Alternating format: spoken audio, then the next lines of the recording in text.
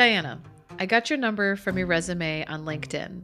My name is Sarah, and I'm an old student of, and like you, we had a relationship. I don't know the circumstances of your relationship with him, but it concerns me to see his behavior continued long after I knew him. I'm curious if you would be willing to talk to me about your experience. If not, I respect that.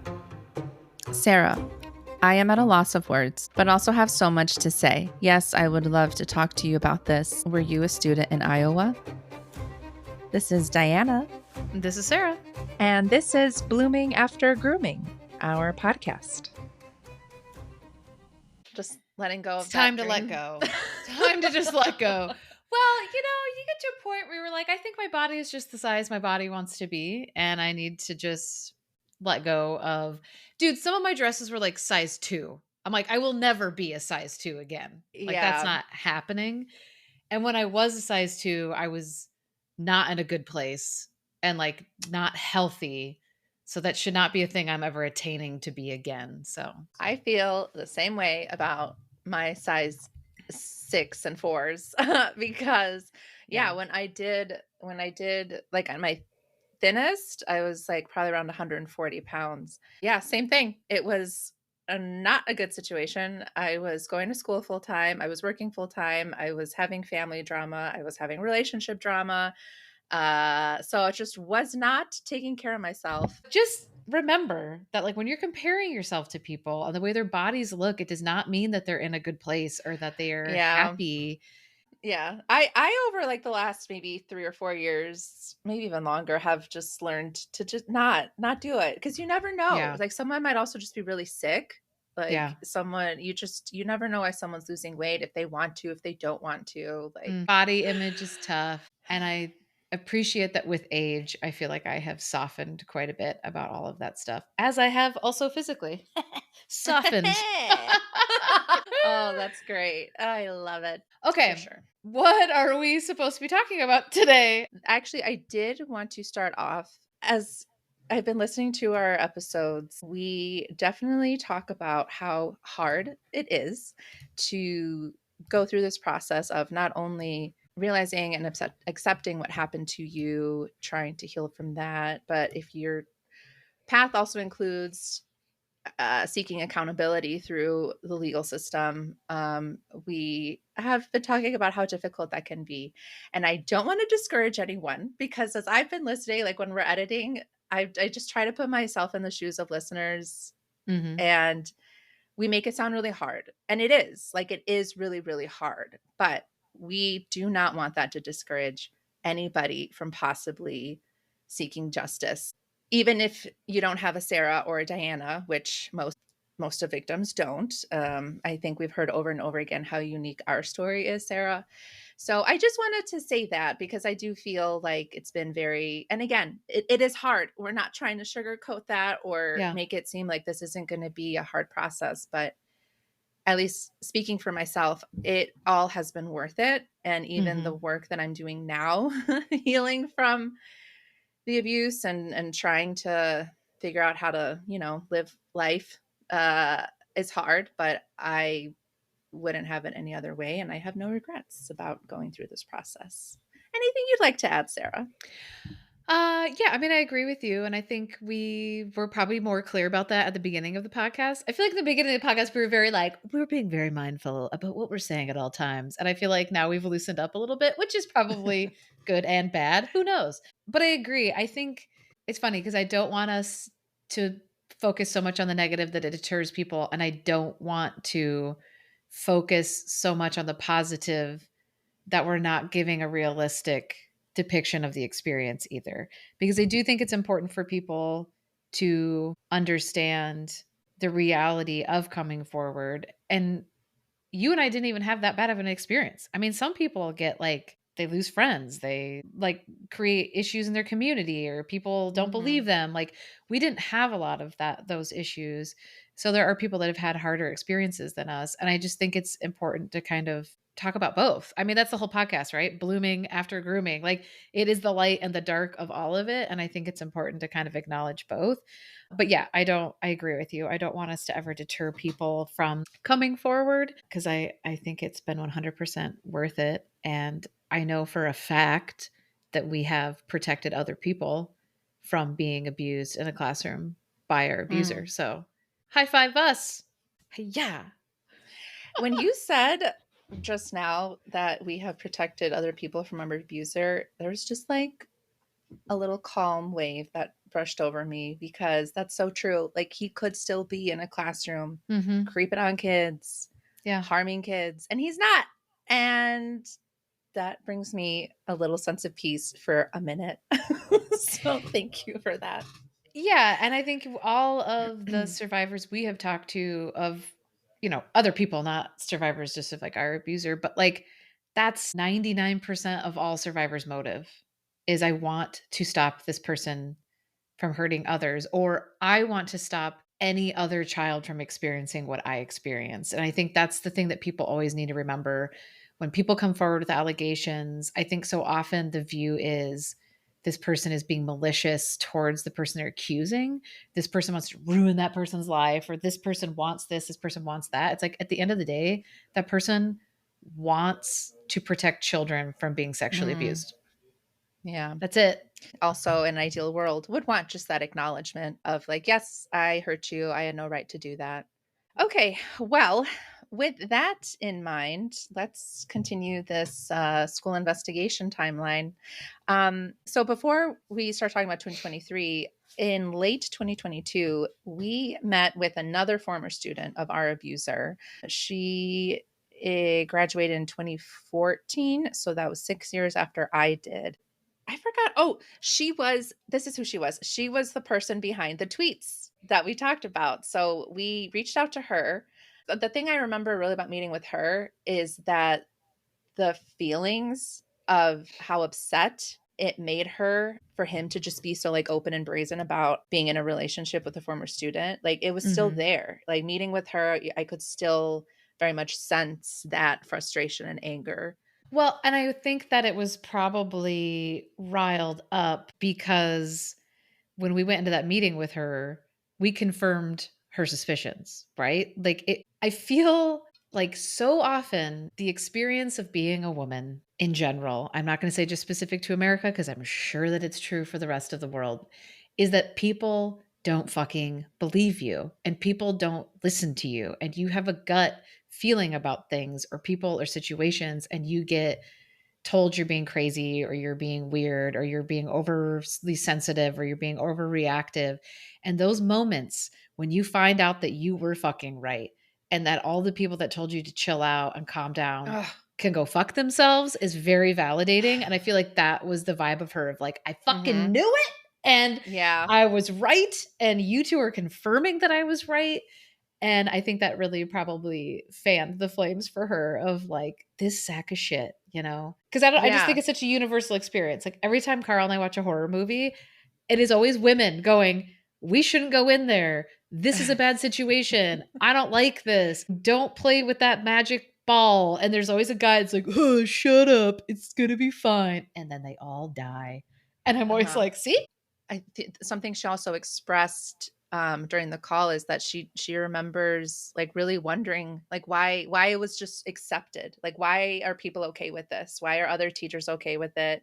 Why does it seem like the adults, are okay with the fact that he is dating a former student? Also that he's talking about it with other students. Yeah. He was telling students that I pursued him, that like, oh, Mm. she initiated things. Like he was telling them that, which is also weird to me because it's like, are you then telling current students like, "Oh, that's all it takes? You just have to like Yeah. pursue me long enough?" Very strange, and it's also like, why were you talking about it? Was it that kids were bringing it up in class and he felt like he needed to acknowledge it in some way? But it's like, you don't have to. No matter who you're dating, if you're a teacher and kids are asking about your personal romantic relationship, you can just say, "That's not appropriate. We're not going to talk about that." And move on with your day. But then the fact that he was openly discussing it with students, yeah, does really make you wonder like, why were you talking Yeah. about that with these students? Are you trying to normalize this behavior so that if it happens again in the future, everybody thinks it's okay? Yeah, Or exactly. do you just completely lack any sense of fucking boundaries? And he would also tell students like just like our plans, like what we're doing, like, "Oh, we're going to a movie this weekend," or I cook quote big ass air Ugh. quotes, cook for her. So I like open jars for her. yeah, so I don't know. And she also talked about patterns that we saw and that other people have mentioned, that he would like try to get the girls, just the girls Mhm. alone, how the writing assignments are really invasive, and like he would make the girls read out loud like really sexual parts in the books that they were reading. And she was also in his AP class, so you know, they're reading more like higher level, more adults kind of books. Yeah. And so she remembers, yeah, that he would make them read like for what? Like how is that? Because What he kind of lesson is that? How does that I don't know, whatever. Dude, because he was fucking getting off on it. Like, I'm sorry, but like there's no way like what other if you have a lifelong professional history of perving on your students, there is no other motive for making young girls read sexual parts of books out loud in class than to get a fucking boner off of it, dude. Like, there's no reason for it. You can't detach one from the other. Because, same with I don't know if we've talked about this at all, but we ended up meeting a woman that dated the teacher. She was an age appropriate relationship with him after his ensnarement with you, your manipulationship with you, and he creeped her the fuck out because he Mm, was talking about chaperoning a school homecoming dance. And she told us that she thought it was very clear that he was getting aroused by discussing chaperoning a homecoming dance. So clearly, the dude was just perving on everybody all the time, which is so fucking that's so gross. gross. And That's like, I so feel gross. so bad for all of the students that, like, you and I are the only two that we have confirmed were physically, sexually abused by him that we know of at this time. But I can't imagine just knowing I was one of these other students and just knowing that this guy was probably perving on all of them, all of us the whole time. It's fucking upsetting. I Yeah. think it's worth an acknowledgement of it's an upsetting thing to think about that you had a Mm-hmm. teacher that was actively probably viewing you as a sexual object the entire time that he had you as a student. It's just gross. So, Yeah. hope you're doing S- okay. Speaking of school dances, that just triggered a memory. One of the years that I had him, it was either junior and senior year. I was telling him that I saw one of the teachers doing. Do you remember the Soldier Boy dance? Soldier I boy up in the ho, has somebody that watch me ho, Superman that ho. You don't remember that song? No, I think our age difference is just enough that I missed that boat. Ooh, soldier boy. Okay.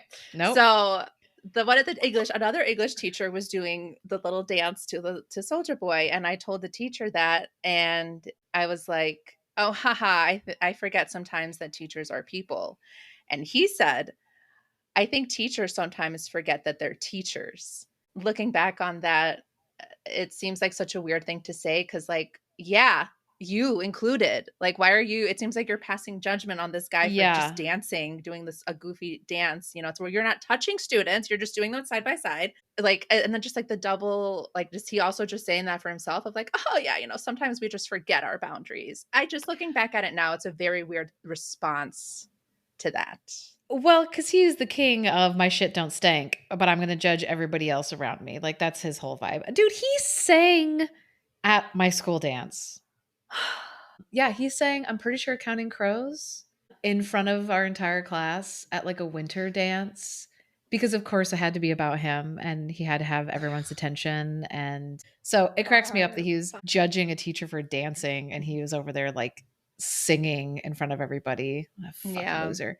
For no reason. Because I remember when I was a school counselor, I forgot which hurricane it was, but it was a really bad hurricane in Texas.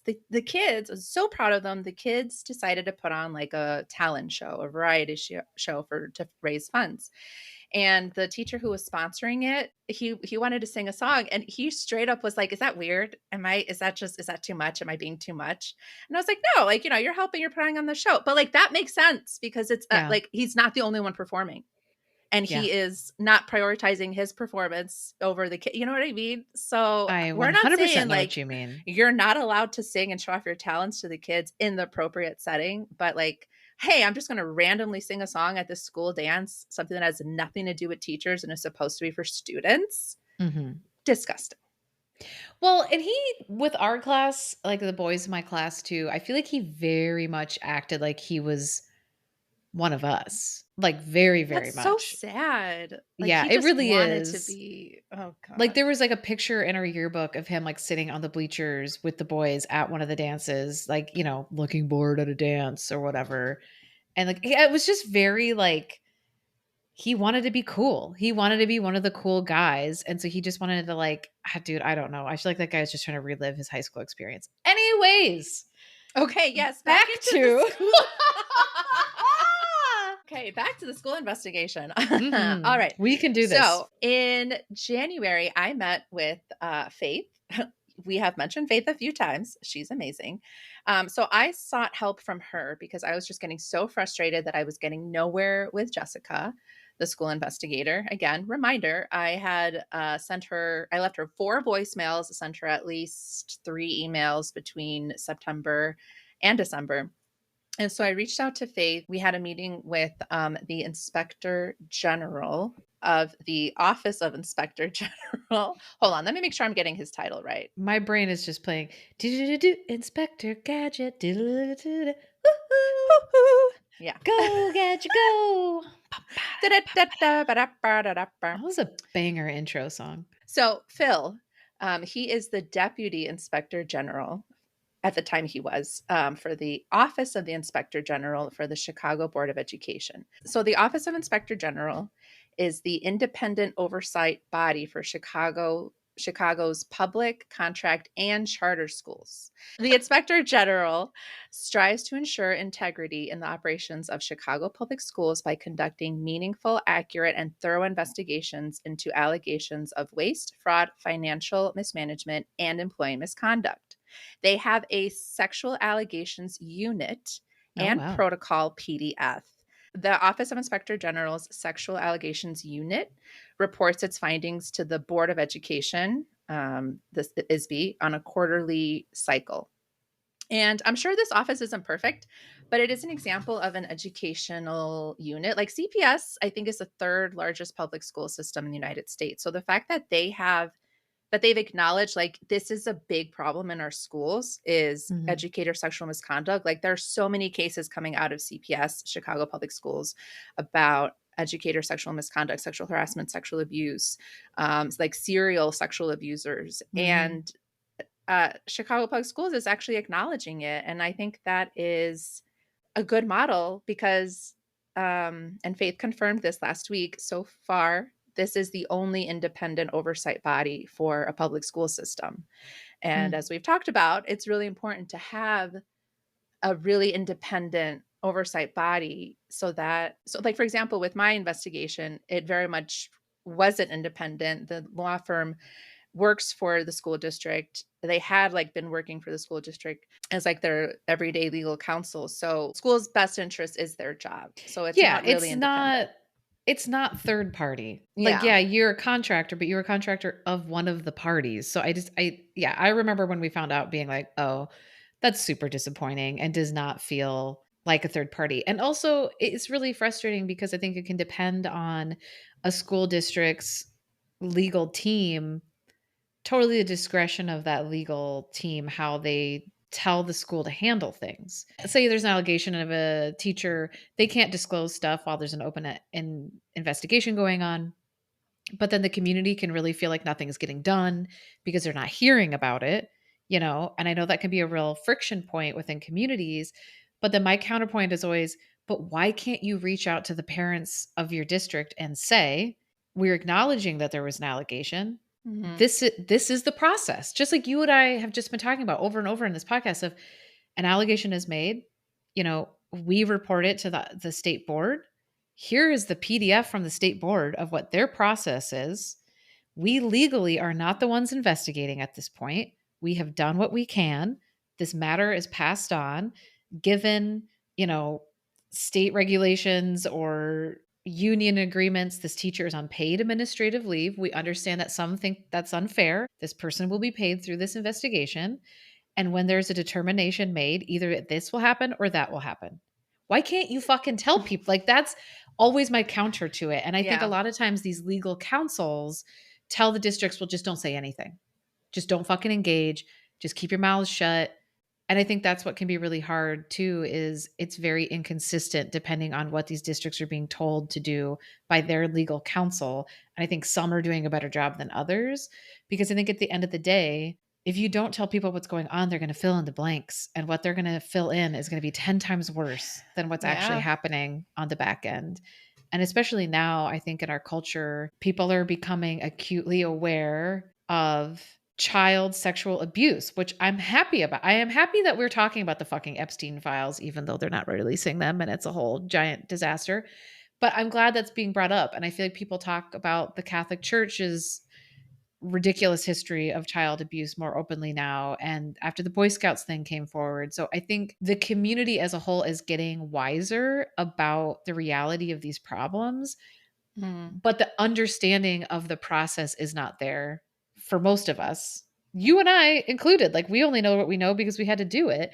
Yeah, I think if there was a third party that was able to swoop in these situations, a truly third party that could communicate to the community and just say, hey, this is what's going on, this is the process, or we're taking care of this, the school district is not taking care of this, and the person being accused of something can't talk about it, but we can answer any questions, I think would just be super fucking helpful. So I think this organization in Illinois is really interesting and hopefully could be a good pilot program, you know what I mean, for others hopefully to follow, of best practices. Yeah. I mean, and the fact that they have, because as the description says, like they investigate things like waste and fraud, but the fact that they have a unit just for Mhm. sexual allegations says so much. And that Yeah. they report to the state every quarter, like that says a lot. And so again, like I'm sure if anyone listening from CPS who has engaged with the Office of Inspector General and has not had a great experience, I'm not saying it's perfect. And their PDF, it doesn't necessarily go into like depth. It says, see something, say something. Protocol for reporting allegations of sexual misconduct. CPS employees are required to report signs of student abuse. Here is what you are required to do. So, if the allegation involves an adult, if it's an emergency, call 911. But then you call a DCFS, the Illinois Department of Child and Family Services, to make the report. And then you call the Office of Inspector General. So, like, let's say I'm a school counselor in Chicago Public Schools. I would first, if it's not an emergency, make that report to DCFS and then make the report to the Office of Inspector General.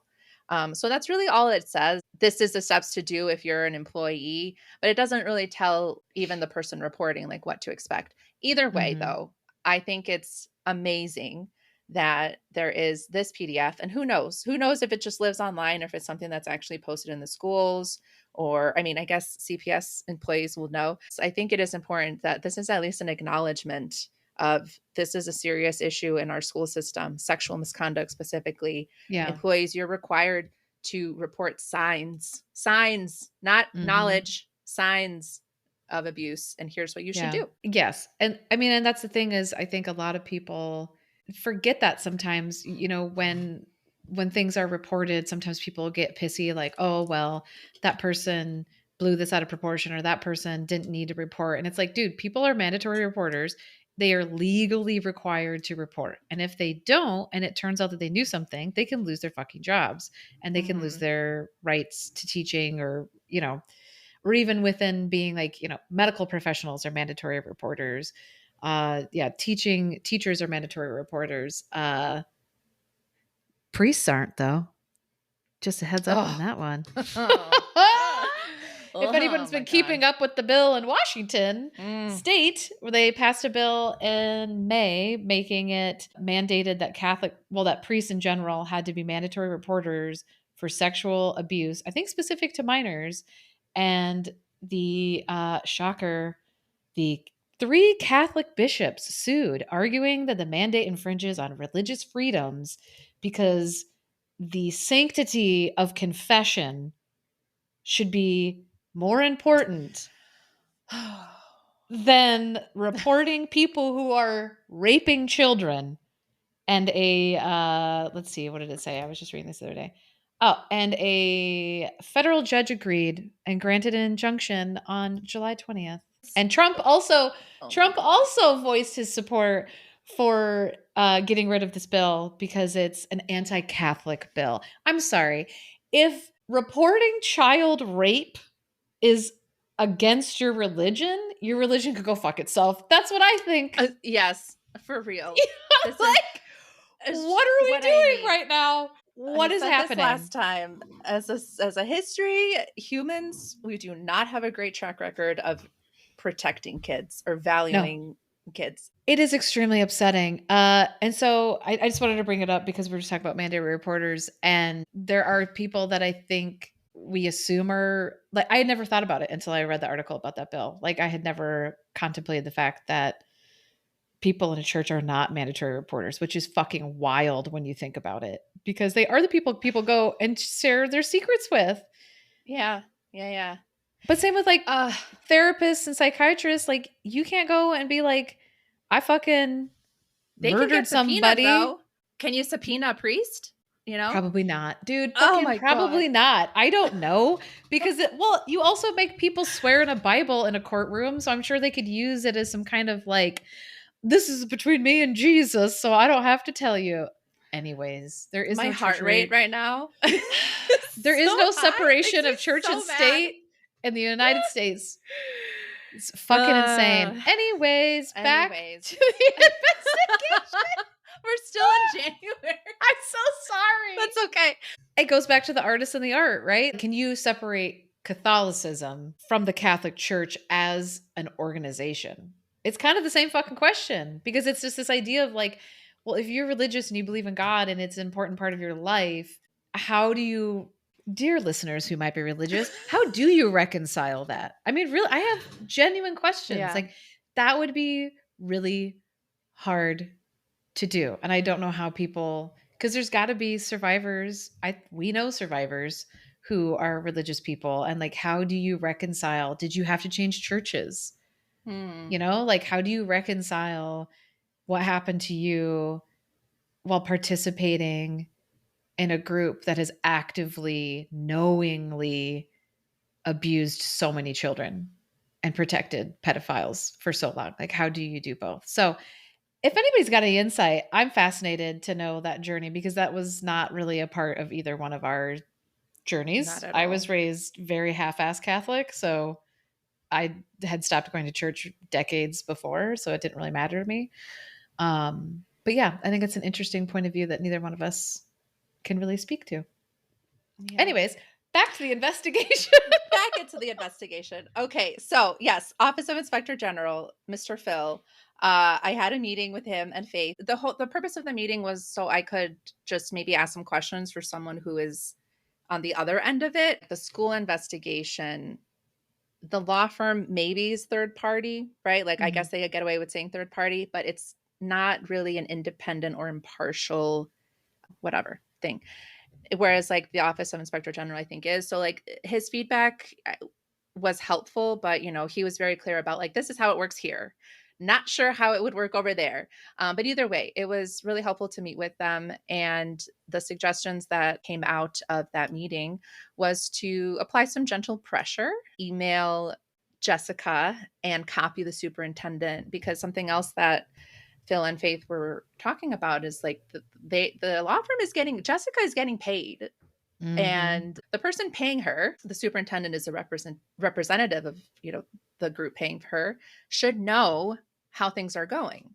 Yeah. So that's what I did. I emailed Jessica, I copied the superintendent, and that's when I finally got a meeting with her. And I met with her at the end of January. And this was like after that email exchange where things were like really tense. So I was definitely defenses up. And it helped a lot to talk with like you and Faith and Kristen, of course, of remember that there's this bigger picture, there's this bigger purpose than me, basically. Like, yes, my feelings matter, yes, my experience matters, but control those emotions, which is Yeah. something I fucking struggle with.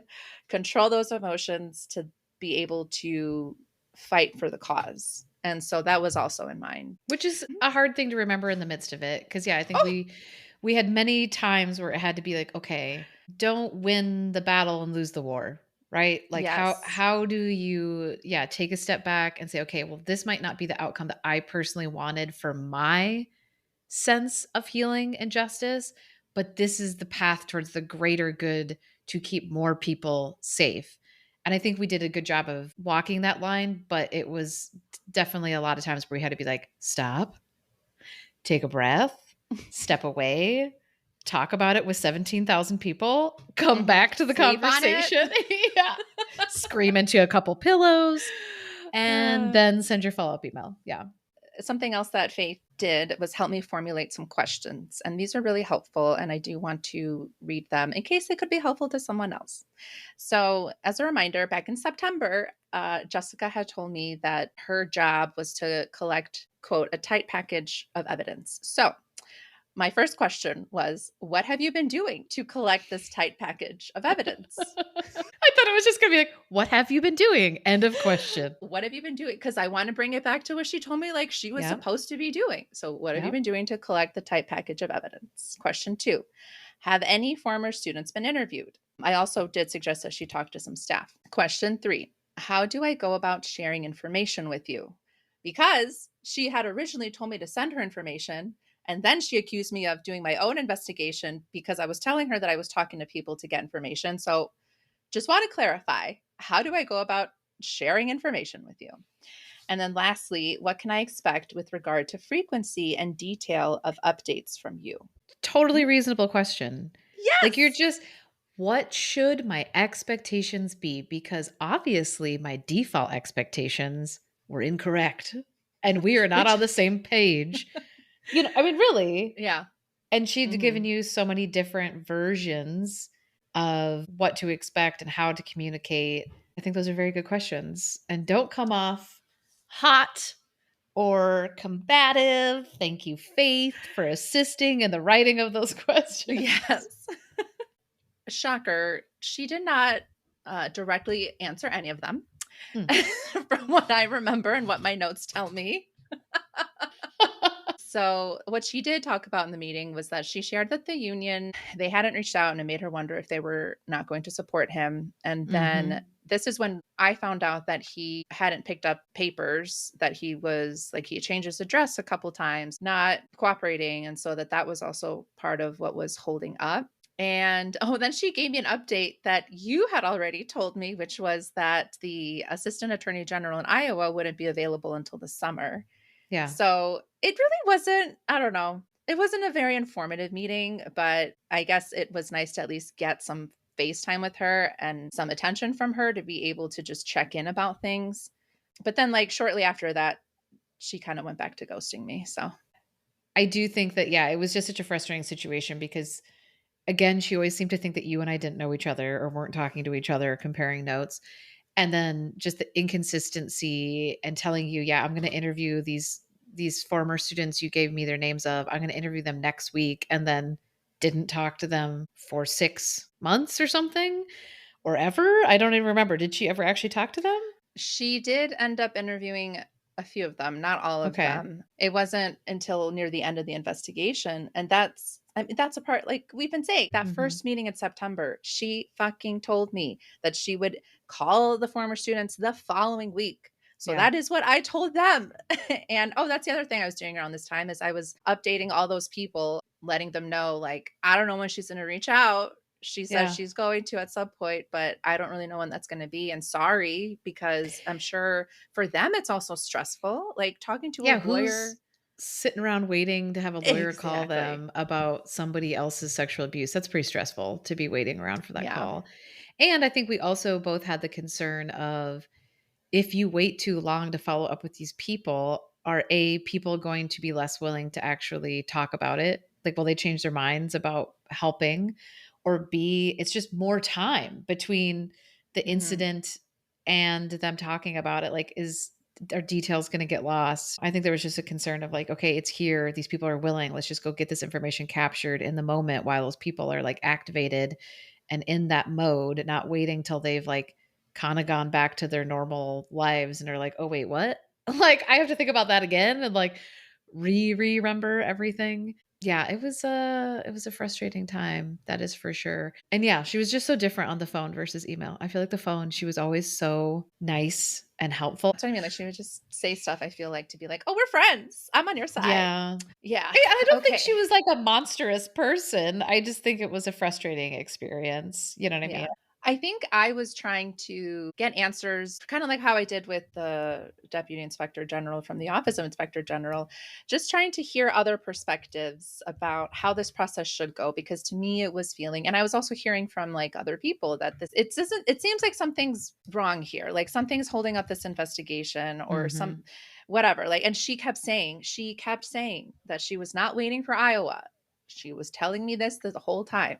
So part of what I did is I looked for like just free legal consultations, like with the Mhm. library and different community organizations. And I found an organization called Administer Justice, and I paid for $15 for a 30-minute consultation. And when I did this, I did not realize this organization is faith based. So Oh, yeah. yeah, which is, fine. It just I wasn't expecting it. So I had to definitely do like a little bit of a mental shift. But when I get there, it's the office is like located, it looks like kind of like in a food pantry. And a woman gives me like an envelope with some information and says that she's been praying for me. And she's getting emotional. Because, I'm Mhm. assuming she probably saw like my intake application or my information when I signed up. And, she's like, "I'm thinking about you and we've been praying for you." And that was really nice. And so I met with the lawyer. It was an older man, and there was a female in the room. She was like taking notes, and they answered some questions, like one of them being whether or not, like, people always talk about tenure and how when you have tenure, Mhm. you're a tenured teacher, you have all this protection and you maybe can't get fired as easily and whatever. So that was a concern of mine because he had been teaching in this district for almost 20 years. And so the lawyer that I met with said that tenure is not an ultimate protection and that it shouldn't be an issue. Like you can't abuse kids and then just be like, Yeah. "I have tenure." This is where I found out that it doesn't matter if the union hasn't contacted Jessica, that they have to represent him. And they also said that paid administrative leave is a business decision so that they Mhm. don't have to retro pay him. And if the results of the investigation would have kept him like in the school, like if he was able to Yeah. actually come back from administrative leave, they would have to retro pay the time that he was on leave. That uh, I don't know. I don't know if I agree with that. But here's what I don't understand is in the end, I think we've talked about this, so it's not a big spoiler alert. He did lose his job. He didn't have to retro pay back the school district for that money. So that's what I don't understand. I understand that from a business point of view, it's easier to pay somebody, every month or biweekly or whatever, versus it turns out that all of the allegations are unfounded and this guy gets to keep his job and now we owe him an entire year's worth of pay in one lump sum. I get that that is harder for a district to do. But the alternative is you just paid this jabron for a whole fucking year to do nothing and you didn't get the money back. So now the school Mhm. district has just lost all of that money and he didn't have to pay any of it back. That's the part that pisses me off. Like I do understand the idea of you need to keep paying this person until they are proven guilty. I get that. Because if you were innocent and an allegation was made against of you and all of a sudden you don't have any money and you can't pay your rent, that's fucking terrifying, right? And you could end up like homeless because you like suddenly don't have your shit together. But I think the flip side of that should be if you are found guilty or whatever of these things, you need to give that fucking money back Mm, because mhm. this is a tax funded job at a public school and you weren't working and you got to keep an entire year's worth of pay. And you weren't even living in the state. It's Yeah, not like that Illinois saw any of that money. no. It didn't get put back into the Illinois economy. Nope. Yeah, no, I completely agree. I think that part of it is really fucked up. And it feels very much like he got a year of vacation. Do you know what I mean? I mean, Mm. he was probably very stressed out. Let's be honest. It was not a fun year for him, I'm sure. But like, he didn't have to work. He didn't have to go get a job. He was getting money, He was you getting know? good money. And Like he was by the living with his time, mommy, so he wasn't yeah. paying rent. Like, he was just pocketing that money, putting it in savings, making a padding for himself so he could start his whole new life again. that. Why Fuck should that. he get that opportunity? And, yeah, at that point in his career, he was making at least 100,000, which Really? is nuts. Yes. No, Yeah. yeah. And that's public information. At that point in his career, Yeah. he was making fucking six figures. So he was collecting that Ugh. salary. He got $100,000 for doing nothing. He got $100,000 so that he could sit on his ass in his mom's, I hope, damp basement. I hope it was a damp, moist basement and all of his shit got musty to sit around and do nothing but bitch and moan about getting busted for being a perv. Yeah, and he didn't have to pay any of that back to anybody. And I do think that's just a really fucked up system. And I don't understand how that makes any sense. Like, why can't they garnish his wages for the rest of his life to get that money back to the district? I got to write these ideas down. I love that Anyways, this episode has really turned into just, let me tell you what I think about this piece of shit. It's our podcast. We can do what we want. that's right. Let's see. What else did this lawyer tell me? It seemed like he was pretty confident that if there was a hearing for him to appeal the decision, whether or not to have his license suspended or revoked, that it would probably not be public. Then he said, he said, of all the people we've seen today, and I was like one of the last appointments, he was like, you have been the most prepared. You have brought with you all kinds of documents. You have brought with you Mhm. questions. You have brought with you already answers to some of our questions. And he's like, you've done everything right. You just have to trust the process now. On one hand, it was, I think, like a permission to just slow my roll and Yeah. cool my tits and, just Mhm. like let things be. But that's just not in my nature. Like, I'm very like, what's next? What's next? What do we do Yeah. next? It was, like I said, it was a little bit of a relief of like, there's nothing I can do right now. Like, literally Yep. nothing I can do. I just have to wait and trust that things are going to end up the way that they are going to end up. And so at the end of the meeting, we did do a little prayer together, and it was nice. Like, even like we dump a lot on the Catholic Church specifically. At the end of the day, my view is God, gods, goddesses, whatever, love. It's love. It's love, it's peace. And to be met with that kind of like, I don't know you, I don't know your story, Mhm. but I see you and I see your struggle. And I'm just going to human to human say some words to let you know that someone is with you and thinking of you. It was really nice. Nice. So after that, yeah, things really slowed down and it was just a matter of waiting. Yeah, I know. I'm looking at my timeline and so last time I kind of talked about, so in December, Ayabowie found him probable cause for 5 counts. And then in March, they updated the ruling to include 2 more counts of misconduct. Or I guess it would have been 1 more count because in the end, if it was 6. But then nothing happened until June. So yeah, we just sat there for pretty much the entire spring, just trusting the process, Yeah. trusting the universe, trying to not freak the fuck out. And I also forgot because I didn't have this pulled up last time. September, so the fall leading up to all of this. So like we had filed everything with the state boards and informed both of the schools that I had my interview with Iowa Public Radio in September Oh 9th. my God. Yes. Wait, September 9th, Jesus. 2022? 2022. Oh my God. Interviewed by Iowa Public Radio on the issue of Iowa's sexual or statute of limitation laws. I forgot about that was that fast because Janet Peterson, the politician, got me hooked up with a reporter who does political reporting for Iowa Public Radio. Let me pull up her name. Oh yeah. Fuck. I didn't realize that Uh, happened a month after we sent yeah, all our stuff. Katrina. I'm terrible with last names. Katrina Sosateric. I'm so bad with names. I'm so sorry. Yeah, because she did a whole piece about, well, me talking about why we need to change the statute of limitations for civil cases in Iowa. And I shared my story. And at that time, I think I did not have them share his name within that story because all these investigations were going on. And I was worried about Mm-hmm. his lawyer being able to use this press coverage against us in some way.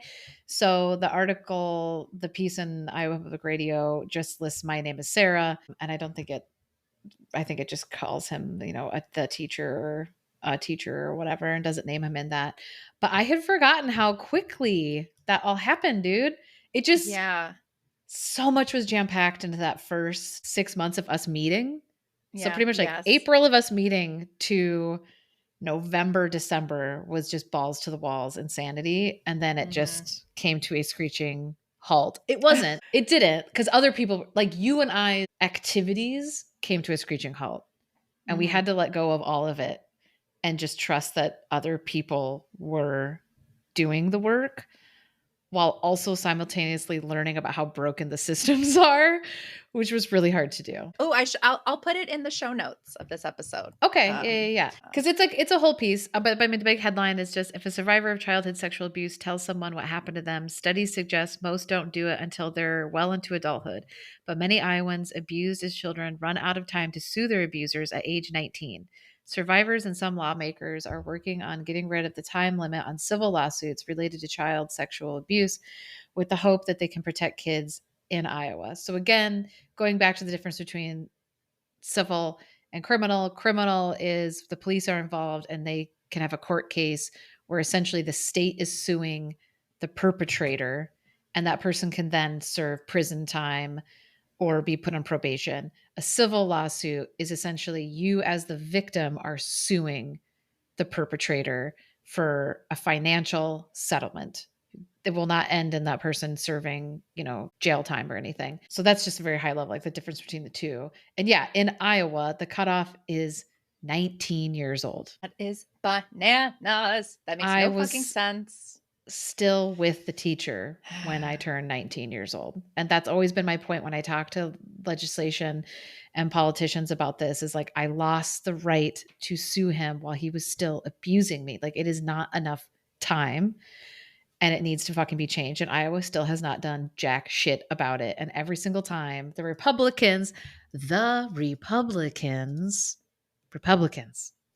block it and refuse to pass it. The Republicans. Can I just say that again? The Who does Republicans. it? I'm so fucking mad about it, dude. Sarah, Whoo! but wait, who blocks it? Well, just one more I don't know time. if you've heard about this, but like the Republicans kind of have a bad track record with protecting pedophiles and people who like to abuse children. I don't know. Google it, maybe check it out. Ugh.